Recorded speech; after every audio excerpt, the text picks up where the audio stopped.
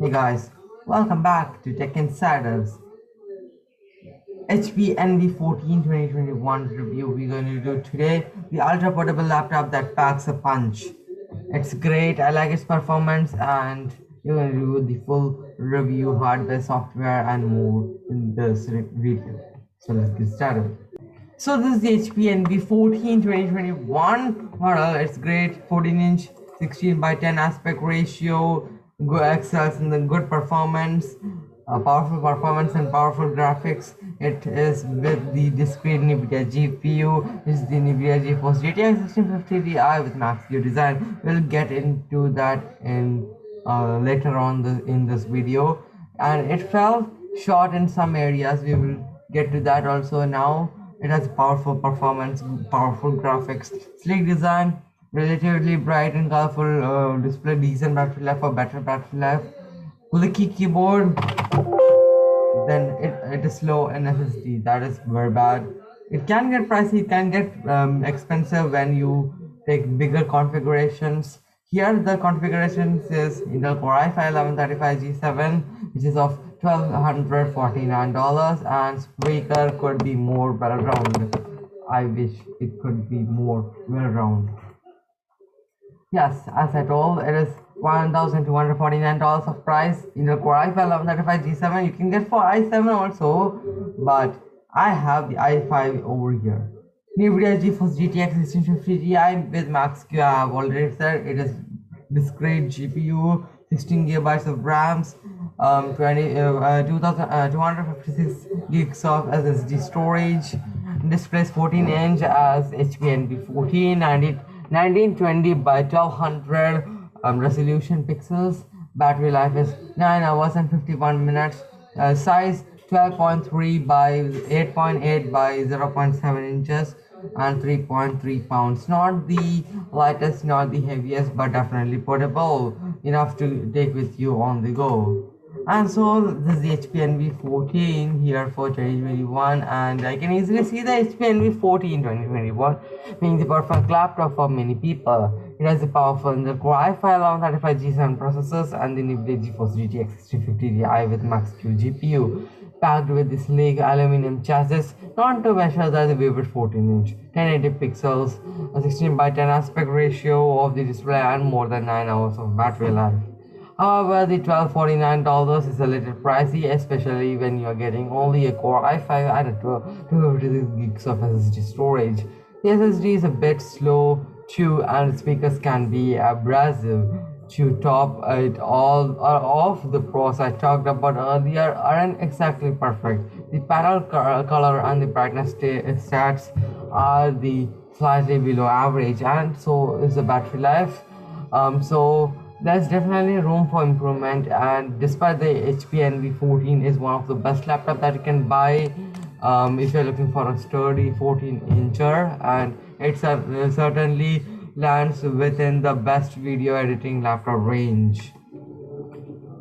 And then when we go to the pricing and configuration, as I've told before, the HP NV14 which I'm reviewing is cost $1,249 and is exclusive to Amazon and Best Buy, and also it is outfitted with an Intel Core i5 1135 G7 as told before. It has that processor and NVIDIA GeForce GTX 1650 Ti with Max-Q GPU with the 4 gigabytes of RAM, or 6 VRAM and 16 gigabytes of RAM, up to 256 gigabytes of SSD storage, and 1920 by 1200 pixels touch screen display, and it is touch screen matte display, and also it can get a little pricey for the components, considering that I have seen proper gaming laptops that were more stacked within this price range.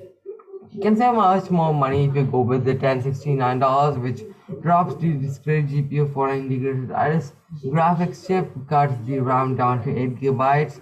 It also forgoes the touchscreen panels, so it doesn't have the touchscreen. However, the 1699 is similar to the model except it bumps the CPU to a Core i7 1167 G7 65 G7, and the SSD is to 1 terabyte of SSD storage. But it can also doesn't have the touch screen option is also not there. Like touch screen is there and touch screen is not there. Two options. And if you're looking for something less expensive, check out the website of best cheap laptops, best laptops under 500 in Google Chromes. You can search. And let's talk about the design.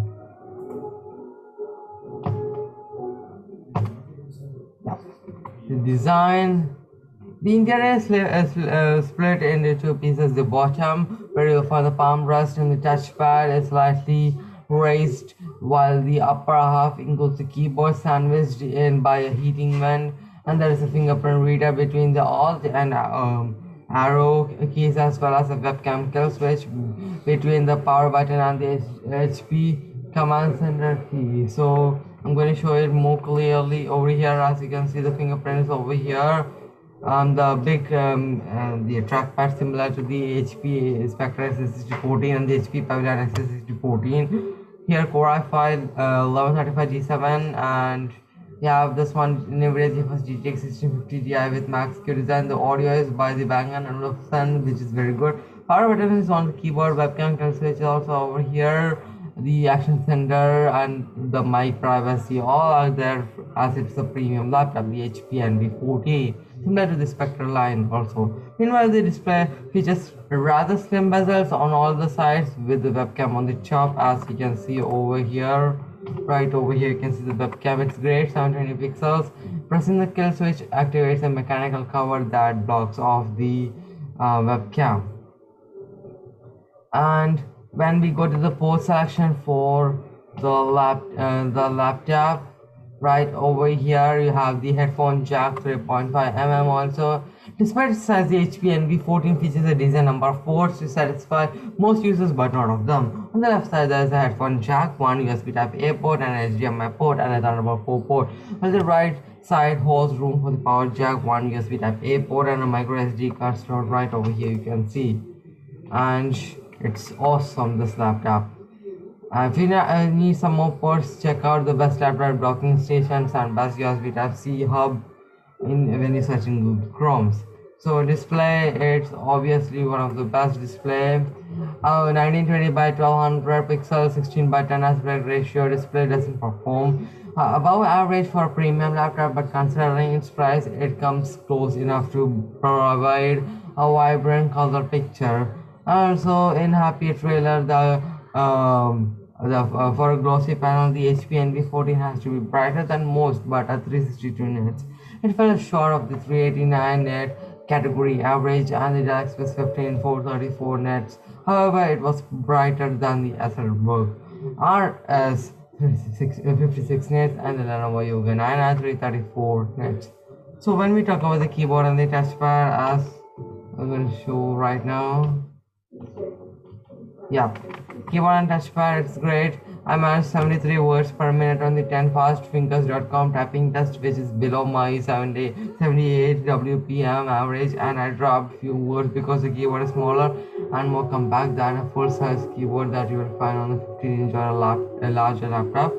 While it is not a 2-in-1 laptop, but it is the HP NV14 touchscreen panel, worked well as my finger grazed against it to create the drawing of a disappointed looking house.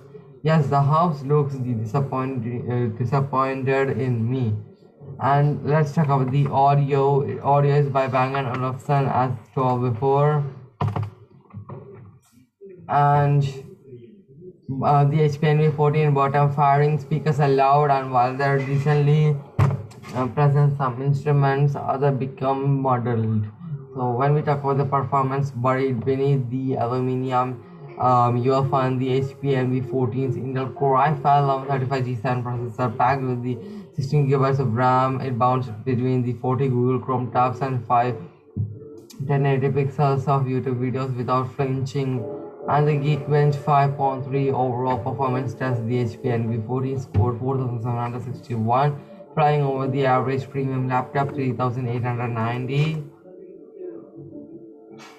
So test system configuration over here you can see HP NV14 Intel Core i5 1135 G7, and it's great. I like it. It's good.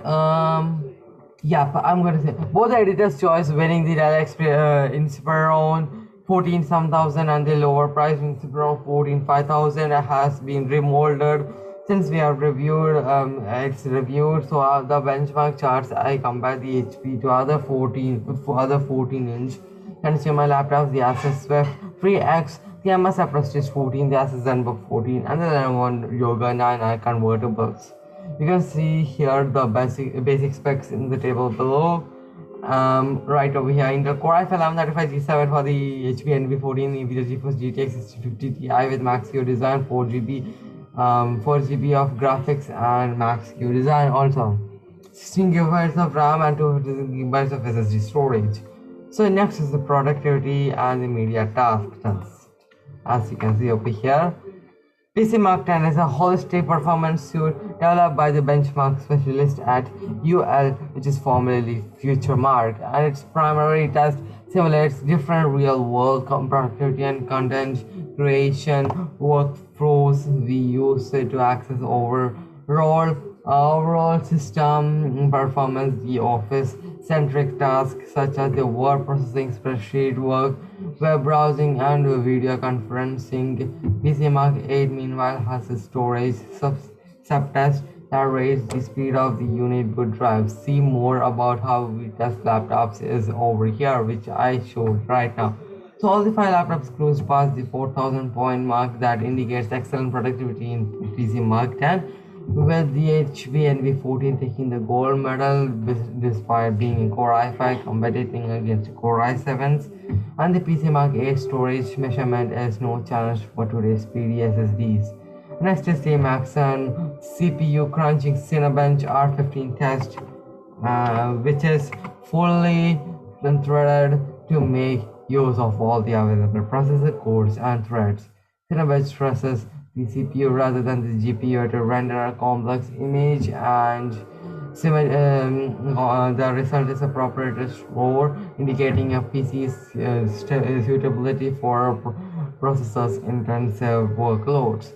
Cinebench is often a good predictors of the Handbrake video editing benchmark, in which we put a stopwatch on systems as they transcode a brief movie from 4K resolution down to 1080 pixels. It too is a test for multi-core, multi-threaded CPUs. Lower times are better, as you can see over here.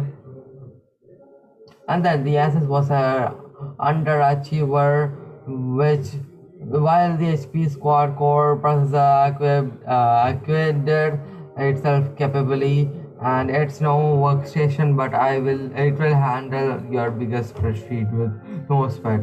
They also run a custom Adobe Photoshop image editing benchmark. Right over here you can see Photoshop CC, and using an early 2018 release of the Creative Cloud version of the Photoshop, we apply a series of 10 complex filters and effects to standard JPEG test image, and we time each operation and add up to total. Lower times are better, as you can see over here. The Photoshop test stresses the CPU, storage subsystems, and the RAM, but it can also take advantage of most of the GPUs to speed up the process of applying filters. The NB took an extra second or 3 to complete each task, but it will get the job done. For serious photos, collectors or editors will probably want a sharper 4K displays.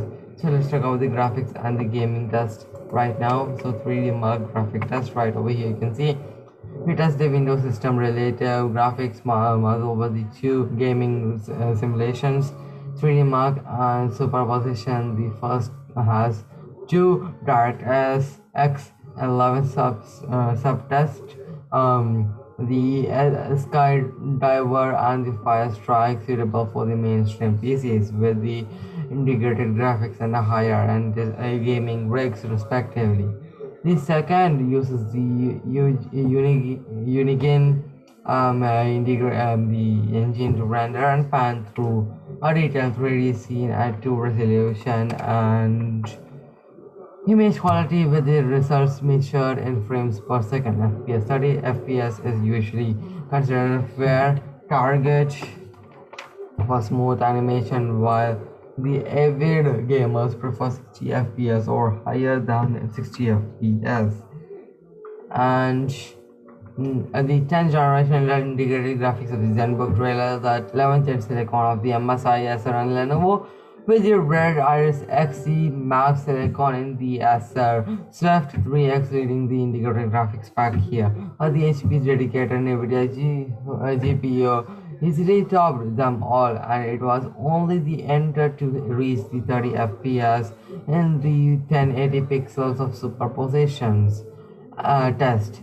Though the HP is not a gaming laptop, its GeForce GTX 1650 Ti with Max-Q design GPU is capable enough that I tried the Steam game Rise of the Tomb Raider running the build in the DirectX 12 benchmark at 1080 pixels resolution. The NV managed 72 pixels using the medium quality presets and 48.9 FPS at the best, very high presets which should satisfy all but the most hardcore gamers who rightly would be looking at a true gaming laptops. In any case, machines with Game of First designs based on the GTX 1650 Ti are readily available starting at the price at under $800, albeit with the larger screens and in less elegant chassis.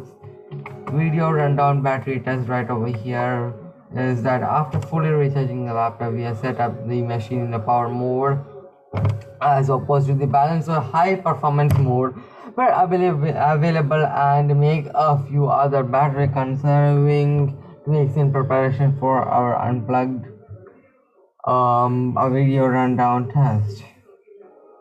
And we also turn off the Wi-Fi off, putting the laptop into airplane mode. In this test, we loop a video locally stored 720 pixels file of the Blender's Foundation short film, which is Tears of Steel, with screen brightness set at the 50% and volume at 100% until the system quits. All 5 laptops showed outstandingly better battery life, but the NV was the most impressive of all, lasting for nearly 20 hours of video playback, hard days works of school plus or and evening streaming entertainment will be no problem. And so, what is my verdict? Anything envy but wait for a scale, and I like, yeah, it would be nice if it weighed a few ounces less, but the NV 14 is stylish, desirable laptop. We are withholding an editor's choice award mainly because it could be a better bargain. It's Core i5 instead of Core i7 processor. It's in the big drawback in terms of real world performance, but it's the 256 gigabytes instead of 512 gigabytes of stored SSD is skimpy at the price level of our testers.